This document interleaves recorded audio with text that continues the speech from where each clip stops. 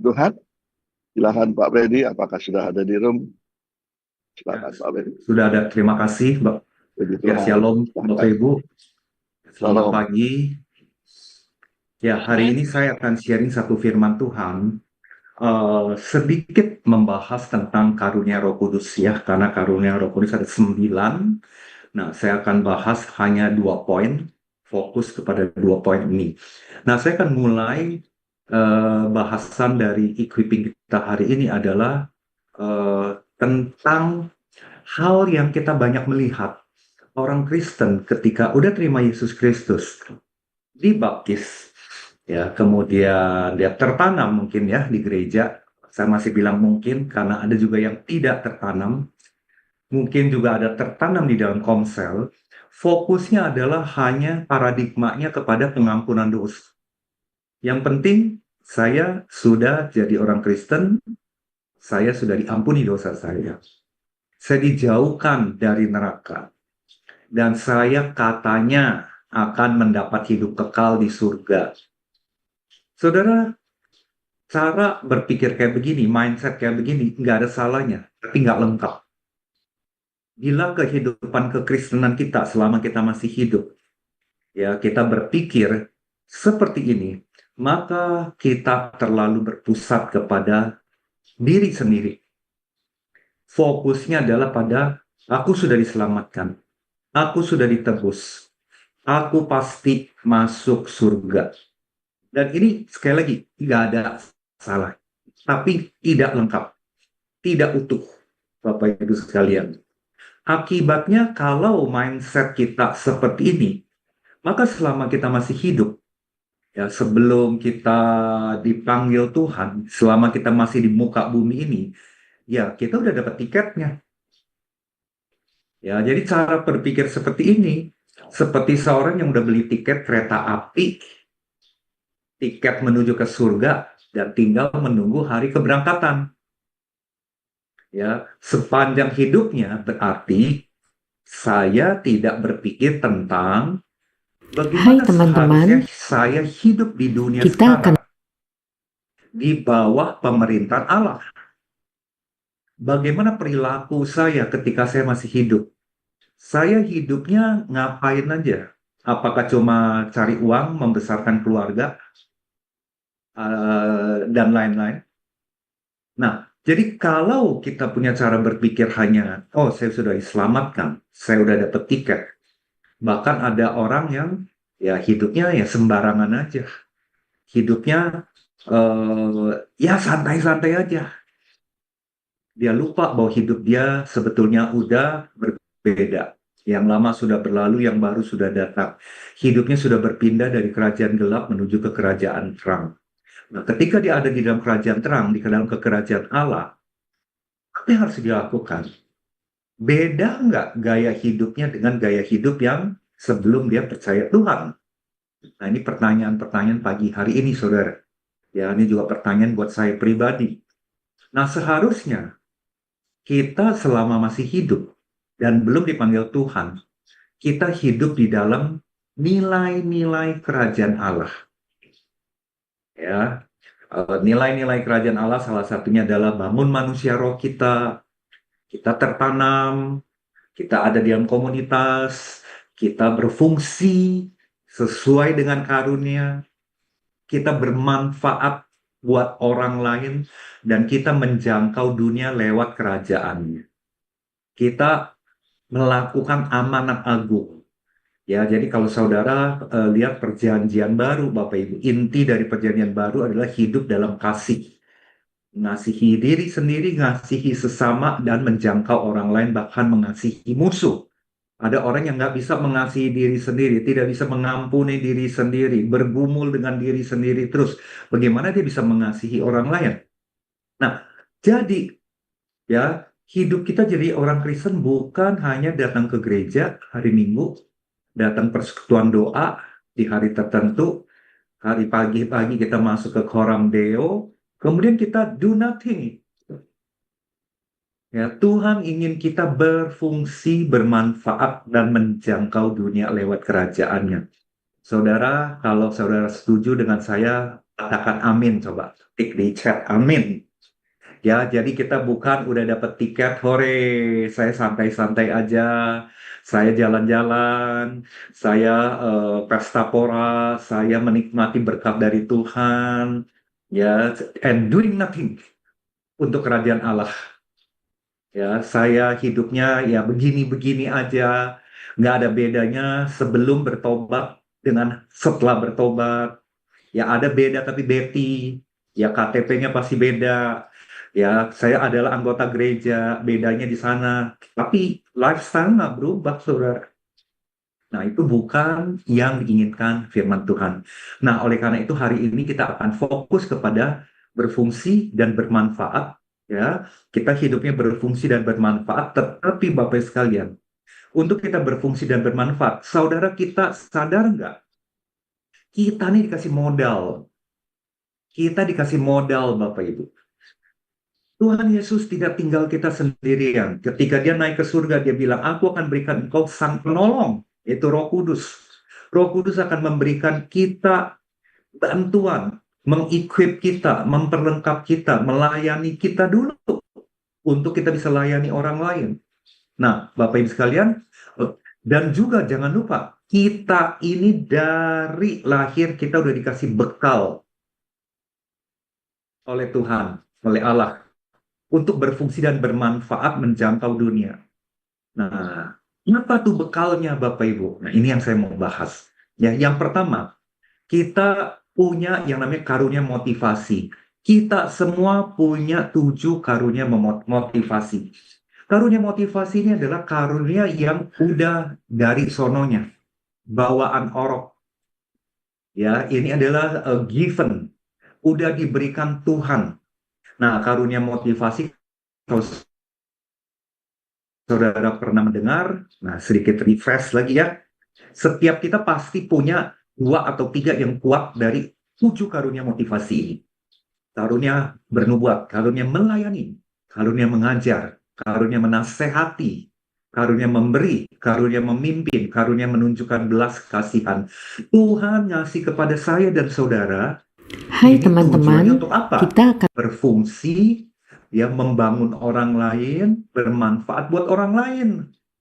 Bukan disimpan kayak masuk ke celengan.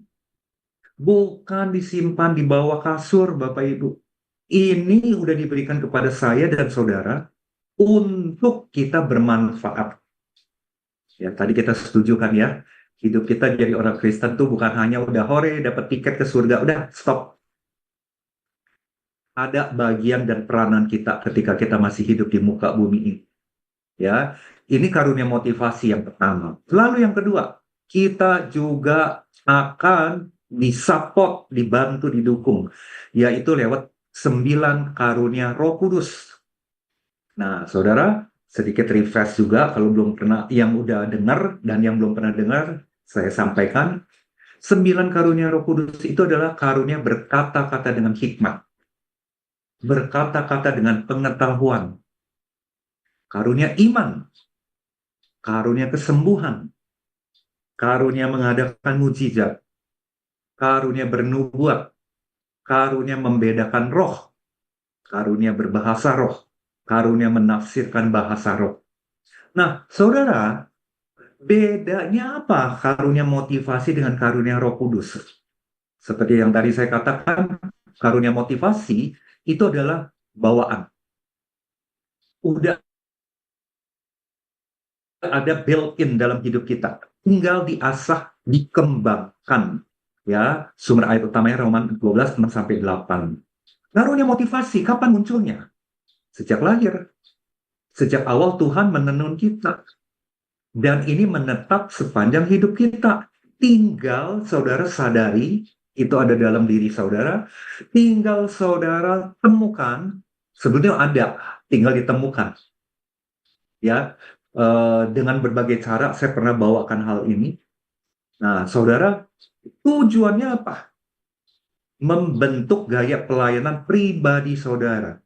Orang yang suka ngajar, saudara bisa berfungsi membawa Injil Kerajaan Allah dengan cara mengajar. Saudara yang suka menolong orang lain, ya, saudara banyak sekali pelayanan yang bisa memberkati orang lain lewat menolong.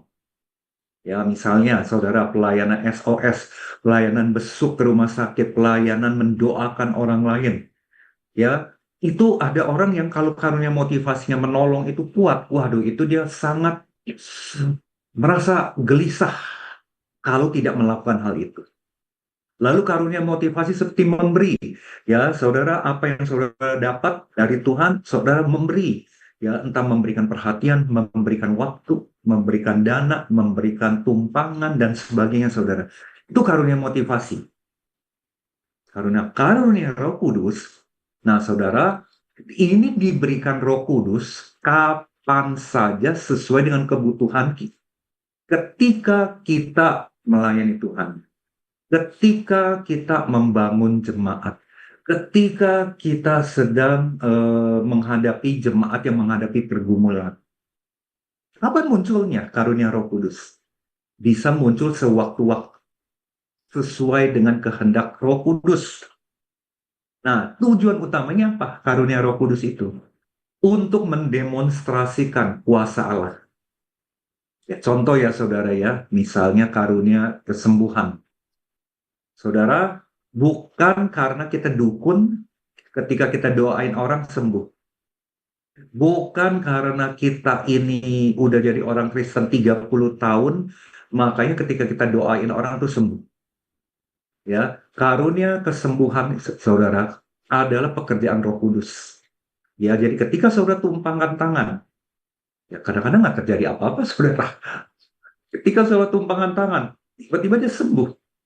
Ya, ini mendemonstrasikan kuasanya Allah. Ya, memberikan tanda-tanda ajaib buat orang khususnya yang belum percaya melihat bahwa Allah itu ada. Yesus Kristus itu ada. Roh Kudus itu ada, nyata. Dan karunia Roh Kudus juga menguatkan orang lain, membangun jemaat secara langsung. Ya, saudara, karunia Roh Kudus menetap nggak dalam diri kita? Enggak. Ya, kemudian bisa ada kursusnya nggak? Misalnya karunia kesembuhan, ada dong kursusnya 3 kali pertemuan, misalnya kayak gitu ya. Nah itu ngawur Bapak Ibu. Kursusnya tentang pemahaman karunia Roh Kudus mungkin ada. Ya, memahami karunia Roh Kudus itu apa? Ada kursusnya mungkin ada. Ada webinarnya mungkin ada. Tetapi kuasanya ini nggak bisa, saudara. Saudara copy paste. Karena ini adalah pekerjaan Roh Kudus. Jadi saudara lihat beda ya. Karunia motivasi saudara dan saya punya. Tinggal diaktifkan kapan aja dipakai. Karunia Roh Kudus ini muncul sesuai dengan kehendak Roh Kudus. Ya. Nah, jadi Bapak Ibu, adalah rencana Tuhan bahwa setiap orang percaya menerima Roh Kudus dan karunia-karunia-Nya. Ya, ketika kita berkumpul, ketika kita bersekutu, saudara kita mendemonstrasikan karunia Roh Kudus. Ini adalah rencana Tuhan. Ya, jadi rencana Tuhan adalah setiap orang percaya menerima Roh Kudus dan hidupnya penuh dengan Roh Kudus. Ya, Kisah Para Rasul 1 ayat 8 dikatakan, tetapi kalian akan menerima kuasa kalau Roh Kudus datang kepada kalian. Dan kalian akan menjadi saksiku di Yerusalem, Yudea, dan Samaria sampai ke ujung bumi. Ya, 1 Korintus 12 dikatakan, tetapi kepada tiap-tiap orang dikaruniakan pernyataan roh untuk kepentingan bersama.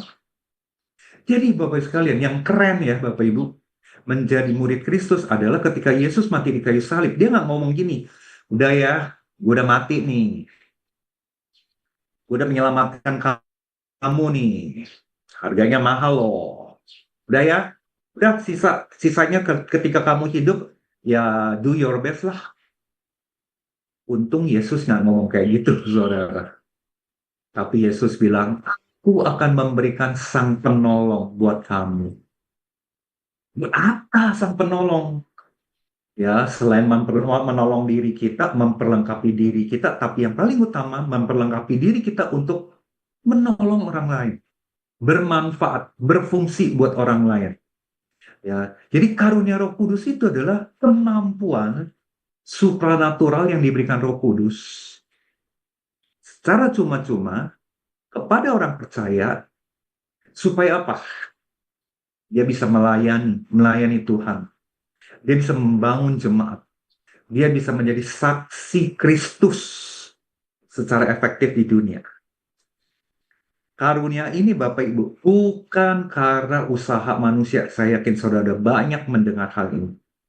Bukan bakat alami, bukan talenta.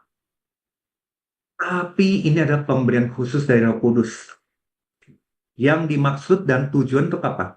Memperkuat, memperlengkapi, mengarahkan kehidupan umat percaya dalam rencana Tuhan. Saya ulangi ya.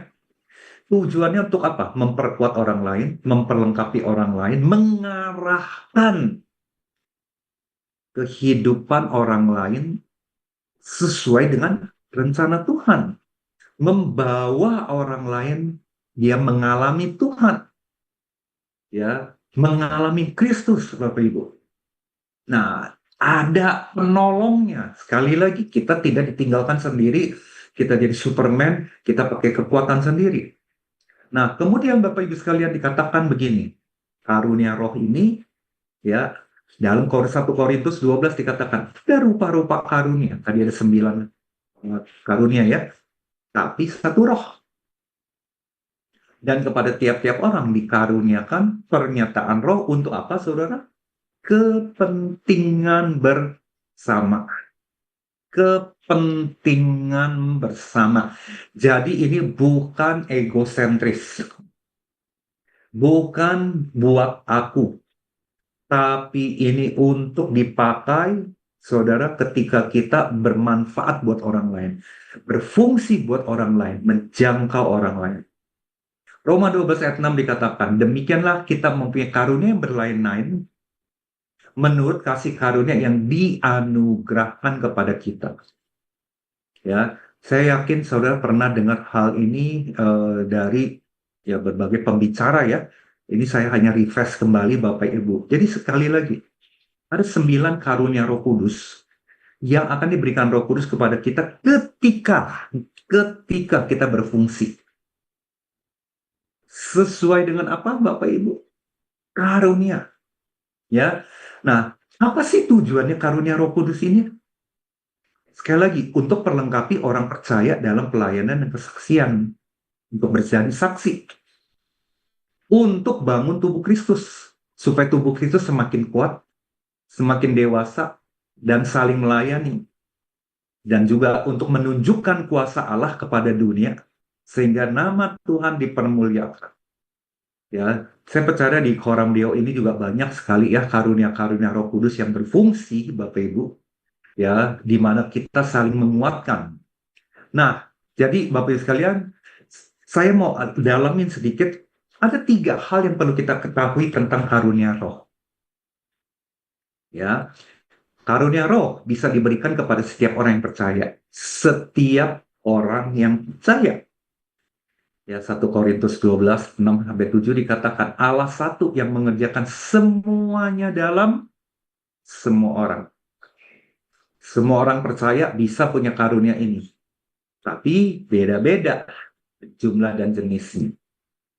Ya, contoh ya, Bapak Ibu, Rasul Paulus menggambarkan ya bahwa kita ini seperti ada bagian dari tubuh. Jadi mata, telinga, hidung, tangan, fungsinya beda-beda. Tapi kita saling melengkapi. Ya. Hal yang kedua, karunia roh tidak bisa diusahakan atau dibeli.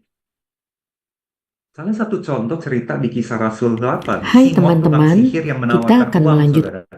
Supaya dia bisa praktekkan karunia Roh Kudus. Petrus menolak keras. Nah, ini salah satu bukti, Bapak Ibu. Anda punya uang pun Anda nggak bisa beli. Ya, nggak bisa beli, Bapak Ibu. Waduh, kalau bisa beli enak banget ya. Kita akan menjadi dukun untuk kesembuhan semua hal, semua penyakit. Karena ada karunia penyembuhan dan mujizat kesembuhan, Bapak Ibu. Ini nggak bisa. Karunia Roh Kudus diberikan cuma-cuma, tidak bisa dibeli, tidak bisa dipelajari di kelas. Ya, misalnya, ayo kita belajar karunia mujizat, praktek karunia mujizat. Sekali lagi ya, kalau di kelas itu kita belajar pemahamannya, kita belajar kebenaran Injilnya, Bapak Ibu, tentang karunia Roh. Ya, jadi beda dengan kuasa setan. Kuasa setan bisa dibeli. Ya, saudara bisa belajar, kasih tumbal, segala macam, saudara dapat kuasa. Tapi Bapak Ibu, Roh Kudus, karunia Roh Kudus bukan seperti itu. Yang ketiga, karunia Roh diberikan untuk membangun kerajaan surga, bukan keuntungan pribadi. Bukan untuk popularitas, bukan untuk cari uang, bukan untuk pamer, tetapi untuk apa? Sekali lagi, membangun anggota tubuh Kristus. Ya, membangun anggota tubuh Kristus. Nah, bagaimana caranya karunia Roh Kudus ini menolong hidup kita? Nah, yang pertama Bapak Ibu, saudara lihat, membantu orang lain mengerti kehendak Tuhan. Karunia Roh Kudus apa yang dipraktekkan saat itu? Karunia hikmat, pengetahuan, dan membedakan roh. Ya, nanti saya akan lebih detail tentang karunia hikmat dan pengetahuan. Ini adalah membantu orang mengerti kehendak Tuhan. Yang kedua, Bapak Ibu, memberikan kekuatan ilahi untuk orang lain menjalani hidup. Ya, jadi contohnya lewat karunia bahasa roh, menafsirkan bahasa roh dan karunia nubuat. Ya, ini adalah karunia untuk membawa pesan Tuhan yang sifatnya apa? Menasehati, membangun, menghibur seseorang, ya. Jadi bukan nubuatan yang menakut-nakuti orang, nggak sesuai dengan firman. Nah, jadi yang kedua ini adalah membuat orang itu lebih kuat, tidak perlu khawatir, tidak takut, ya, mengkoreksi diri dia, menuntun hidupnya dia. Ya, ini karunia Roh Kudus yang kita praktekkan memberikan kekuatan kepada orang lain. Yang ketiga, Bapak Ibu, membuat orang itu bertahan dan menang dalam masa yang sulit lewat karunia iman, karunia kesembuhan, karunia mujizat. Saya tidak akan detailkan satu hal ini, tapi saya mau saudara kita lebih belajar detailnya adalah tentang karunia hikmat dan pengetahuan. Sepintas mirip ya Bapak Ibu, tapi ini dua hal yang berbeda. Kalau karunia kata-kata dengan hikmat, itu ada karunia yang memungkinkan seorang mengungkapkan hikmat Tuhan secara khusus dalam memecahkan situasi tertentu.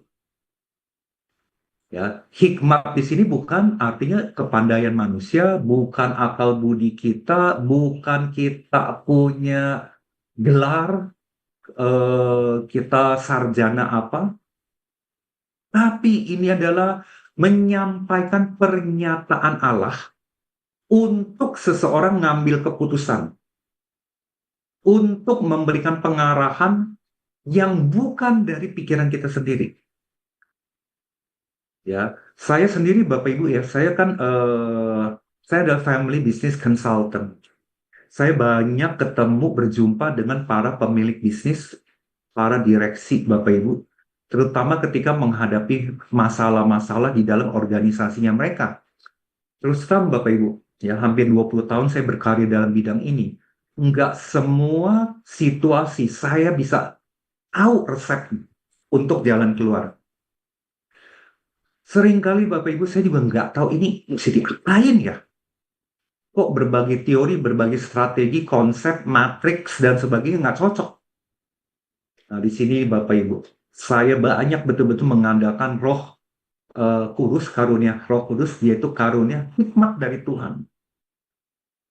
Wah banyak banget lah Bapak Ibu. Ketika saya memecahkan sebuah masalahnya klien, saya dibantu banget dapat hikmat dari Tuhan. Ya, suatu saat Bapak Ibu saya lakukan coaching kepada seorang general manager yang bukan orang Kristen. Ini orang pinter, ini orang sangat talented, tetapi Bapak Ibu punya problem, ketika dikritik, dikasih masukan, itu langsung dia mengunci diri, menutup diri. Nah, ownernya yang mengutus dia ke saya. Freddy, ini tolong, ini orang dibantu. Ya, nah Bapak Ibu, saya waktu itu sebelum mulai, saya udah minta Tuhan berikan saya hikmat Tuhan.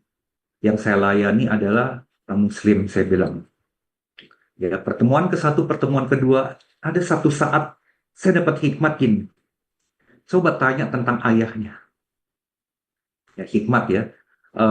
Ketika dia cerita tentang ayahnya, Bapak Ibu sekalian, Tuhan bilang begini, ayo, untuk memecahkan masalahnya dia, ya, minder, takut dikritik, takut dalam apa namanya, memecahkan masalah, memberikan masukan. Nah, Bapak Ibu sekalian, saya mendapatkan hikmat adalah gini. Suruh dia ketemu papanya, rekonsiliasi dengan papanya. Karena ternyata dia kepahitan dengan papanya hampir 40 tahun.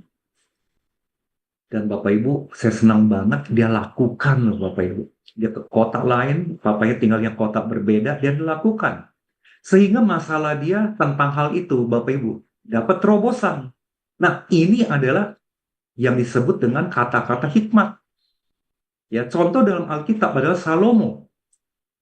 Ya, saudara pasti dengar ya, cerita ini pernah dengar. Memutuskan tentang dua wanita yang berebut bayi. Salomo cuma bilang begini, yang merasa ibu kandungnya, ayo pecah jadi dua, belah jadi dua. Dibelah jadi dua aja deh.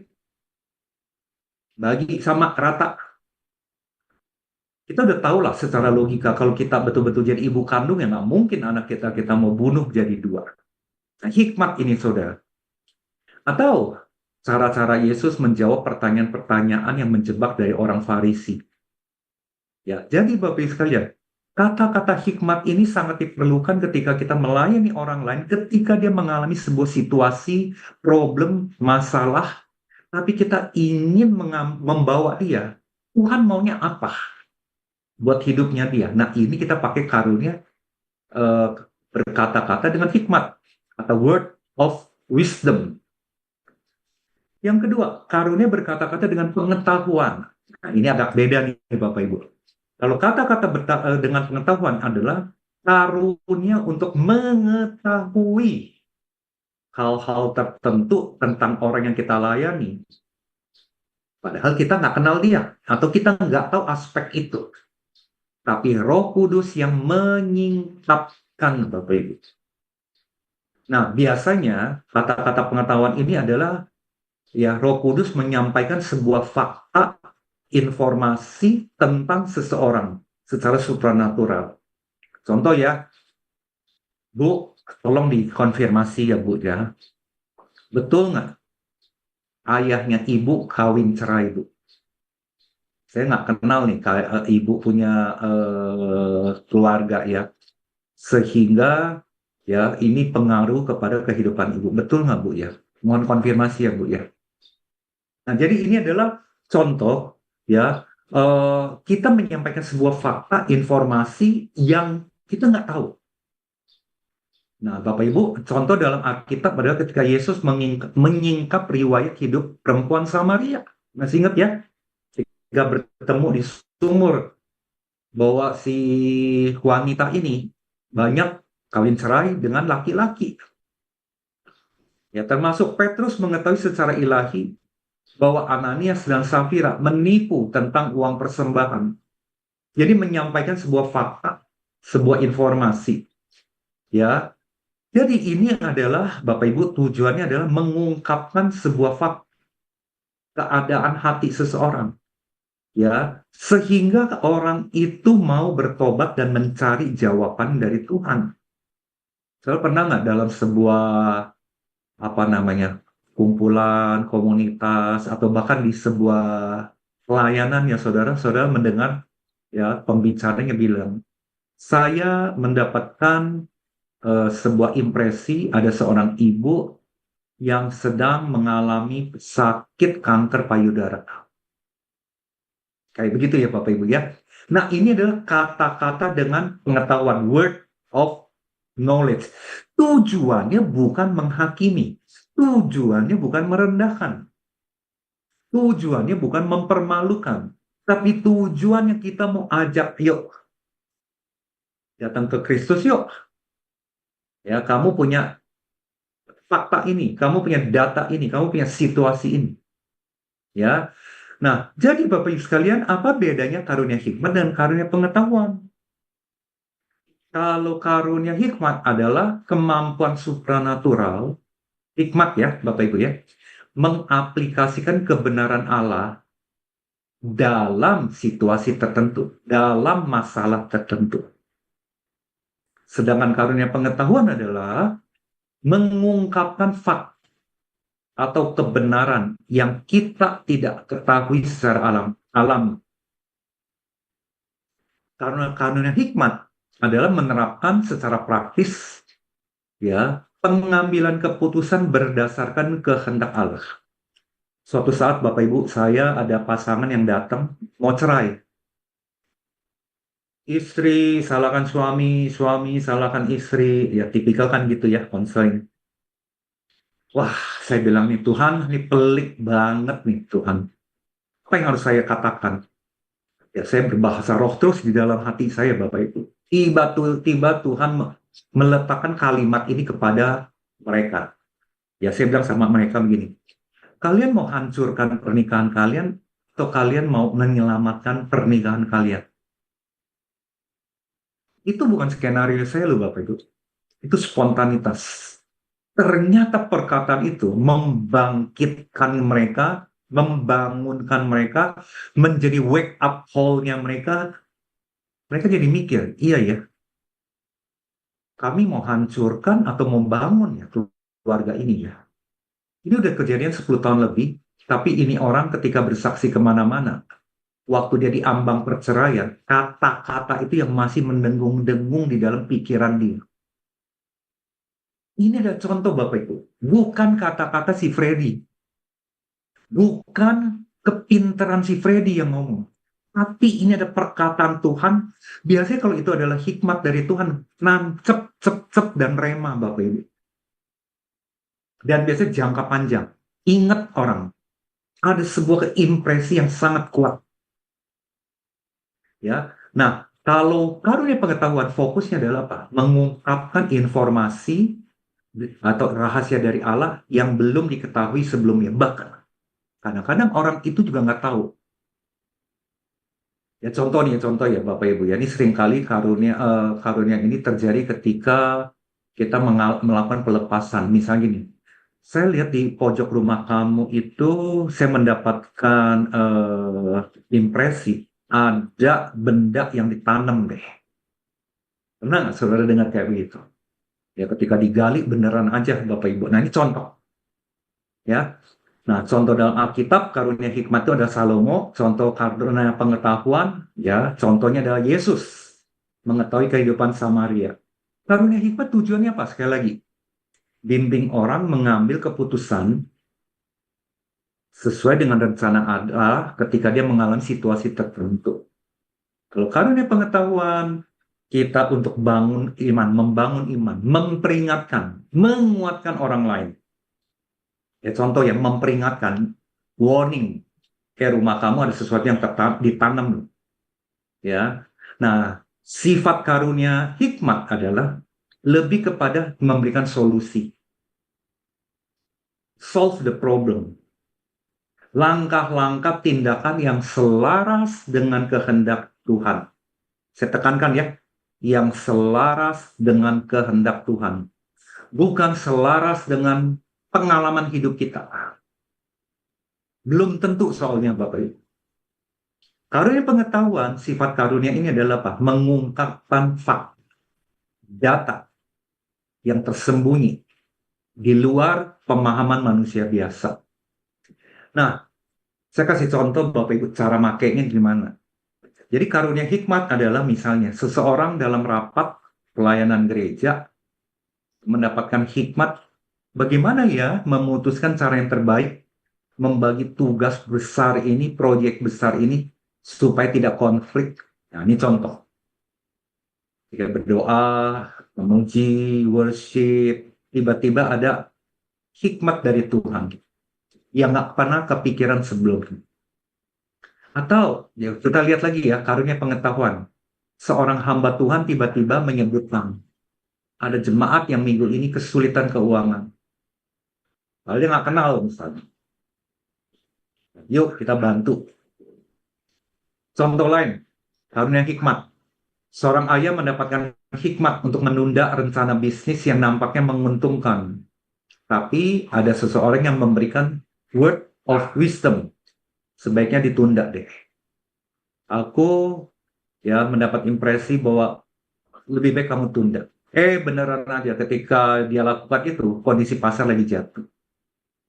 Ini adalah word of wisdom. Karunia pengetahuan, saat berdoa untuk seseorang, tiba-tiba mengetahui orang itu punya sakit tertentu.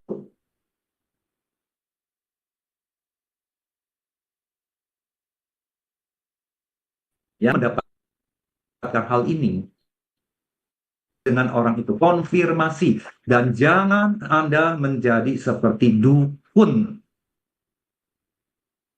Ya, hati-hati Bapak Ibu. Saya dapat mimpi bla bla bla bla bla, misal kayak begitu ya. Saya dapat gambaran di langit ada begini begini begini. Hati-hati Bapak Ibu. Ini agak beda tipis ya. Karena ketika karunia hikmat itu disampaikan, karunia pengetahuan disampaikan, itu ada damai sejahtera. Dan orang itu confirm Bapak Ibu. Ya. Nah, yang terakhir dari saya. Bagaimana caranya kita bisa praktekkan karunia Roh Kudus ini? Udah pasti yang pertama, kita percaya dan lahir baru dalam Kristus. Ini yang pertama. Yang kedua, kita rindu. Jadi ada kehausan Bapak Ibu. Kita rindu ya karunia Roh Kudus ini kita mau pakai untuk melayani orang lain, bukan pamer kepintaran. Bukan mau pamer, wah, saya ini rohani banget. Motifnya mesti benar, bantu orang lain. Motifnya mesti benar, Tuhan, aku mau berfungsi sesuai karunia-Ku Tuhan. Bukan pamer kekuatan. Kemudian ya Bapak ya, hidup dalam pertobatan dan kekudusan. Jadi cek aja kehidupannya dia. Cuma kan yang nomor 3 ini kan baru tahu, yang paling tahu siapa Bapak Ibu. Ya orang itu ya sebetulnya ya. Dan buah-buahnya dalam hidupnya itu berbuah nggak dia? Ya, kemudian berdoa meminta dengan iman. Ya, berdoa meminta dengan iman Tuhan. Aku mau melayani si A. Aku nggak bisa Tuhan. Aku nggak sanggup Tuhan. Aku nggak ngerti Tuhan caranya. Tapi aku minta hikmat-Mu Tuhan. Dari yang lain adalah apa? Kita pakai ini untuk bangun tubuh Kristus. Bukan untuk kemuliaan diri sendiri. Ya, jadi 9 karunia ini saya perdalam tentang ya karunia berkata-kata dengan hikmat, karunia berkata-kata dengan pengetahuan. Saya tutup ya sebuah statement sekali lagi begini. Saudara udah dikasih 7 karunia motivasi. Dari 7 ada 2, 3 yang kuat di dalam diri saudara. Pertanyaannya, saudara mau apain? Mau masukin ke celengan? Mau taruh di bawah kasur? Nggak dipakai, saudara? Ya, sehingga bantet tidak berkembang. Yang kedua, saudara, kita semua diperlengkapi karunia Roh Kudus. Ya, ketika kita punya hati melayani orang lain, saudara mau pakai nggak? Saudara mau gandeng Roh Kudusnya? Saudara mau libatkan Roh Kudusnya? Supaya saudara berfungsi sesuai dengan karunia. Nah, saya ingin akhiri Bapak Ibu. Ya, sebelum saya serahkan kepada host, saya mau ajak setiap kita berdoa.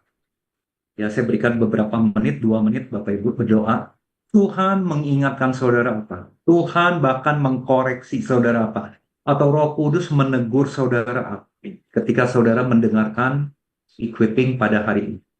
Ya, mari kita tundukkan kepala. Kita menenangkan diri di hadapan Roh Kudus.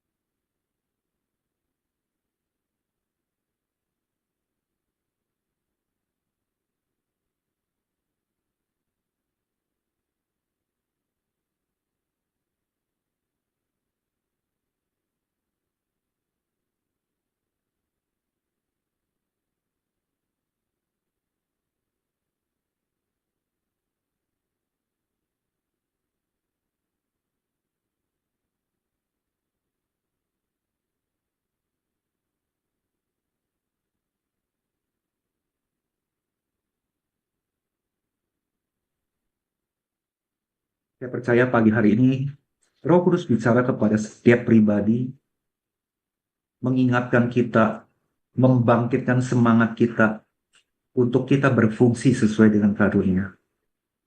Mari saudara, saya ingin juga kita mengucap syukur. 1 menit saudara berdoa dan mengucap syukur. Saudara adalah umat pilihan. Saudara sudah dibekali karunia motivasi.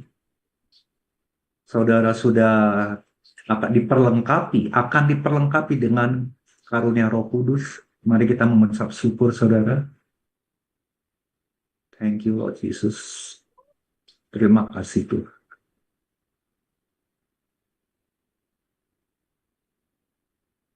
Dan terakhir, komitmen kita mau apa saudara? Setelah kita diingatkan Roh Kudus.